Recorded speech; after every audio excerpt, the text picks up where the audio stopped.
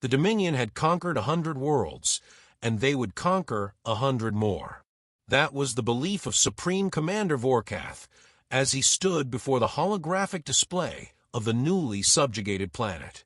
The blue-green world, officially designated as RX-177, was a minor human colony, its defenses laughable compared to the Dominion's war machine. Vorkath barely considered it a campaign, more of a cleanup operation.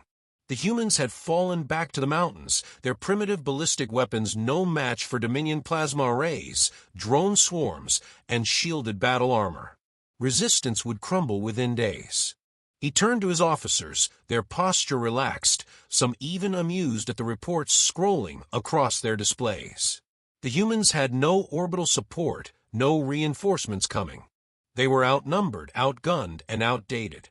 The very notion that they still relied on chemical-propelled projectiles instead of energy weapons was a source of mockery among the Dominion's elite. These creatures cling to their outdated weapons as if they hold any real power, scoffed war strategist Korthus, adjusting the gold-trimmed sash that marked his rank. Their rifles are relics. Their artillery is crude. We will wipe them out like vermin hiding in the cracks. The officers chuckled, sharing confident smirks. Plasma weaponry had long rendered projectile-based arms obsolete in the Dominion's doctrine. Shields nullified energy bursts, sensors detected heat signatures instantly, and drones could track movement from orbit. The human strategy was as archaic as their weapons, dependent on hiding behind terrain, like cornered prey. Vorkath leaned forward, claws tapping against the control panel. "Then let them waste their ammunition," he said, his voice rich with certainty. "We will advance at dawn, march through their final defenses, and wipe out the last of their forces. By week's end, this world will belong to the Dominion." Deep in the valley below, Gunnery Sergeant Dean Walker adjusted his scope, the glass reflecting the pale light of a distant moon. He lay motionless, body pressed against the cold earth, his ghillie suit blending seamlessly with the foliage. The air was still, broken only by the distant hum of alien patrols moving through the ruins of what had once been a human settlement. Walker's breath was measured, steady. He had been in this position for hours, watching, waiting. Beside him, Sergeant Kyle Briggs exhaled softly, voice low. "They're getting cocky." Walker smirked. "They always do." Through the scope, he saw the aliens standing in their command center, their postures relaxed, arrogance dripping from every movement. They weren't just confident, they were convinced. The Dominion was treating this battle like a formality, a mere exercise in discipline before claiming another planet for their empire. Walker had seen this kind of overconfidence before. He had seen insurgents underestimate American firepower in the deserts back home. He had seen warlords crumble when they realized they weren't fighting amateurs, but professionals trained to kill with precision. The Dominion had the same blind spot every empire did. They thought superior technology made them invincible. Briggs adjusted his spotting scope. Got one standing tall in the middle. Uniforms different. Higher rank. Walker's eyes narrowed as he focused on the alien in question. The officer's armor was sleeker, adorned with insignia that likely meant something to the Dominion. Shields shimmered faintly around his form, the signature distortion barely visible against the backdrop of alien architecture. Dominion shielding was top of the line, capable of dissipating plasma fire, repelling energy bursts, and scrambling digital targeting systems. But wasn't made for this. Walker adjusted the windage dial, calculating distance, air pressure, and gravitational variance. The Dominion believed their shields made them untouchable, but their arrogance had left them blind to the physics of kinetic impact. Their sensors were tuned to detect energy signatures, not a subsonic round cutting through the air. Their defenses were built for a different war. He took a slow breath, feeling the weight of the trigger beneath his finger. The rifle cracked, the suppressed shot whisper quiet compared to the destruction it delivered. The bullet traveled in a fraction of a second, crossing the valley before the shield even had a chance to react. The round punched through the officer's armor, shattering reinforced plating, rupturing alien flesh. One moment he had been standing tall, the next he was on the ground, lifeless. The reaction was immediate. The command center erupted in chaos, officers scrambling, Dominion soldiers turning in confusion. No explosion, no plasma discharge, just a body hitting the ground, their leader gone in an instant. Briggs let out a slow whistle. They never saw it coming. Walker remained still, watching through his scope as the Dominion forces struggled to comprehend what had just happened. They were scanning the skies, searching for drones, looking for energy signatures. They had no idea where the shot had come from. No heat, no trace, just death from a distance. The Dominion had mocked human weaponry. They weren't laughing now. The Dominion had never encountered warfare like this. Their battles were waged in the open, fought with overwhelming force, superior technology, and battlefield precision dictated by AI-driven tactics. Their command structures operated in flawless synchronization, each officer a crucial node in a grand, calculated machine. That machine was now breaking. The first sniper kill had sent a ripple of confusion through the ranks. Dominion officers, once standing tall and assured, now moved with hesitation. They stepped behind armored vehicles, kept their heads low, and spoke in hushed, urgent tones. Even through advanced sensor arrays, they found no trace of their attacker. No energy signature, no plasma discharge, nothing for their targeting systems to lock onto. It was as if the officer had simply ceased to exist. The Dominion dismissed it as a fluke, until it happened again. Sergeant Dean Walker chambered another round, his scope settling over a second officer. The Dominion's uniforms varied in subtle ways, marking distinctions in rank and role, but it didn't take long to identify who was giving orders. Walker had learned to watch for movement, the way others turned their heads toward a single figure, the ones who pointed instead of waited for commands. Those were the ones who mattered. Those were the ones who would die next. The next shot dropped another leader where he stood. His subordinates recoiled in horror, weapons drawn, but firing wildly into the empty valley. They weren't trained for this kind of war. Their technology was built around direct confrontation, their shields calibrated for plasma bursts and energy beams. They had never designed countermeasures against an enemy they couldn't see. Within an hour, 3 more officers lay dead. The once structured formations of Dominion infantry dissolved into disorder. The armored columns that had been preparing to move now remained stagnant, their crews unwilling to expose themselves to an enemy that left no trace. There was no declaration, no demand for surrender, just the systematic culling of their leadership, one precise shot at a time. By nightfall, Dominion reinforcements arrived, accompanied by scout drones and sensor units designed to locate cloaked threats. Their commanders issued new orders, adjusting their battlefield strategies in an attempt to counter this invisible predator. Wide-range heat scans, aerial patrols, and kinetic suppression fields were deployed across suspected sniper positions. Walker watched through his scope as Dominion forces swept the area, weapons at the ready, firing at ghosts. "Desperation looks ugly on them," Briggs muttered. His voice was calm, but there was a glint of satisfaction in his tone. Walker stayed silent, eyes focused through the scope. Dominion arrogance had kept them blind to the reality of kinetic warfare, but their paranoia was taking its place.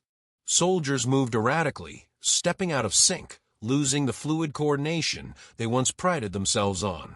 Their officers were adapting, but adaptation meant hesitation, and hesitation meant more time for Walker to do what he did best. Another shot rang out. Another body hit the ground. This time, the response was immediate. Dominion forces retaliated, plasma bolts scorching the landscape, detonating in brilliant flashes of white-hot energy. They were firing at where they thought the shot had come from, but Walker had already moved. By the time the last plasma bolt burned out, he was hundreds of meters away, settling into a new position, adjusting his scope once more. The Dominion would eventually find ways to adjust. Walker had studied military history long enough to know that every empire, no matter how arrogant, eventually learned from its failures. But that learning process was slow, and war was not patient.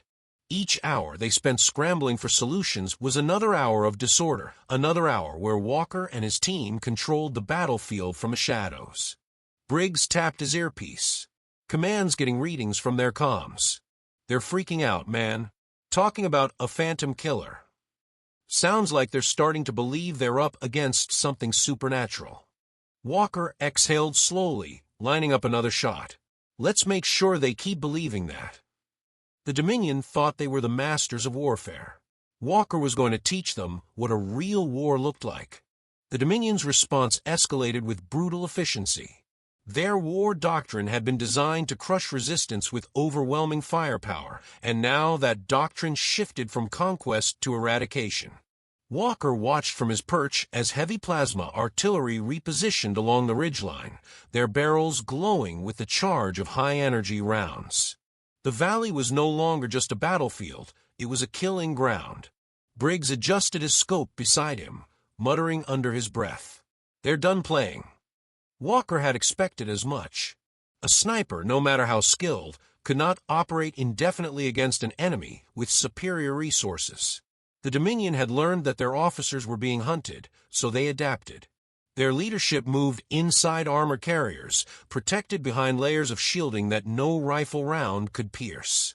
Infantry squads no longer moved in tight formations but spread out, keeping unpredictable paths, denying Walker clean shots.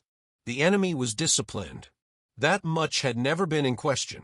But Walker knew something they didn't. He knew what happened when a force stopped thinking offensively and started thinking defensively. The moment fear dictated a soldier's movements, the battle was already tilting. The Dominion relied on absolute control of the battlefield. Their air superiority had allowed them to dominate countless species, their orbital scans mapping enemy positions in real time. But here, in the valleys and forests of this world, their surveillance meant nothing. Walker and his team had no energy signatures to track, no thermal profiles that Dominion sensors could lock onto. The suits they wore were lined with heat-dispersing mesh, their weapons left no lingering signatures, and their movements followed no predictable pattern. The Dominion's greatest strength had become useless. The aliens adapted in the only way they knew how, brute force. Their artillery opened fire, and the valley erupted in a cascade of plasma bursts. Trees disintegrated under the searing heat, rock formations shattered into molten debris, and entire sections of terrain became scorched wastelands in seconds. The Dominion wasn't hunting a sniper anymore. They were trying to erase everything within a 1,000-meter radius. Walker remained still, watching the chaos unfold through the lens of his scope. The bombardment was impressive, but it reeked of desperation. They were shooting blind, and every wasted shot meant one thing: fear. Briggs let out a slow whistle. They're tearing up their own damn battlefield. Walker smirked. Let them. As the bombardment slowed, Dominion infantry advanced cautiously, their movements careful, measured. They were clearing the ground, ensuring no human could have survived the assault. The first mistake they made was assuming Walker had stayed in one place. The second mistake was assuming he was alone. A crack split the air, and one of the advancing Dominion soldiers dropped mid-step. His body collapsed before the sound of the shot even reached his squad mates. Panic flickered through their ranks. Another shot rang out, and another soldier crumpled. The Dominion's formation dissolved into disarray, soldiers breaking cover, scanning wildly for the unseen enemy. But Walker hadn't fired either shot. Briggs adjusted his position, whispering into the comms. 2 confirmed hits. Harris and Delgado are in position. Walker allowed himself a small nod. His team had spent the last 48 hours moving into key Overwatch locations, creating a network of snipers across the valley. The Dominion had spent so much effort trying to kill a single ghost that they had failed to notice an entire unit operating in tandem. The aliens attempted to regroup, taking cover behind armored transports, recalibrating their scanners. But the moment they huddled together, another round sliced through the air. An officer dropped, his command headset sparking from the impact. The effect was immediate. Without centralized orders, the infantry hesitated, some pulling back, others attempting to charge forward. Walker lined up his next shot, exhaled slowly and fired. Another kill. Another fracture in their chain of command. The Dominion had adapted, but not fast enough. They had mistaken the tactics of one sniper for the strategy of an entire force. Now they were learning the difference. The Dominion's forces were unraveling. Their officers, once confident in their unchallenged superiority, now operated in frantic bursts of communication, issuing conflicting orders as they struggled to regain control. The snipers had shattered their command structure, leaving scattered units that moved without coordination, each waiting for leadership that had already been taken from them. Their formations, once precise and calculated, had turned into loose, panicked clusters, easy prey for a patient hunter. Walker watched through his scope as the latest wave of reinforcements hesitated at the valley's edge, unwilling to advance into the kill zone. Even from this distance, he could see the tension in their posture. They were learning, but not fast enough. The Dominion had built an empire on the assumption that no species could challenge their technological dominance. Every battle they had fought had reinforced that belief. Now, for the first time, they were facing an enemy that did not play by their rules. Briggs' voice crackled through the comms. Interception confirms they're calling for orbital support. We're about to have a much bigger problem. Walker had expected this. The Dominion relied on overwhelming force, and when ground superiority failed, they defaulted to aerial annihilation. Within minutes, their ships would deploy atmospheric bombardment, turning the battlefield into scorched earth. Their war doctrine had no place for prolonged engagements, only decisive extermination. The snipers had created chaos, but if they stayed any longer, they would be caught in the storm that followed. "Time to move," Walker said, breaking position and signaling to the others. "We gave them a lesson. Let's not stick around for their tantrum." Briggs chuckled. "Shame. I was just getting warmed up." The team moved swiftly, each man already knowing his escape route. Walker had drilled them on this exact scenario: strike hard, break the enemy's rhythm, then disappear before the hammer fell. The Dominion had more numbers, more firepower, but none of it mattered if they had nothing to hit.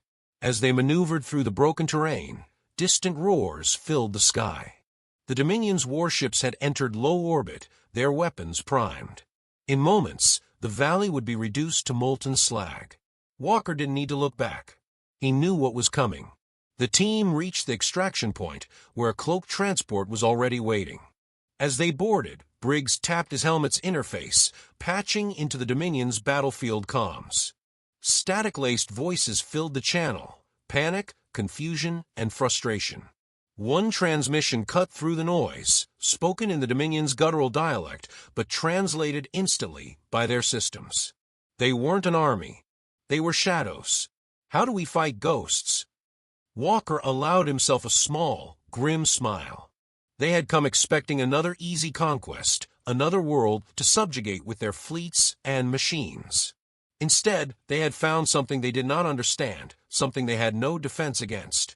As the transport lifted off, banking toward the dense mountain range that would keep them out of Dominion scanners, Walker glanced back at the battlefield one last time. Fires burned where plasma artillery had detonated, the once pristine formations of alien troops now reduced to disorderly remnants. The Dominion had learned a painful lesson today. Let them call for their warships. Let them raise the ground in fury. It wouldn't change what had already happened. The battle had never been about holding territory. It had been about breaking their will. And as long as men like Walker still drew breath, the Dominion would never know peace.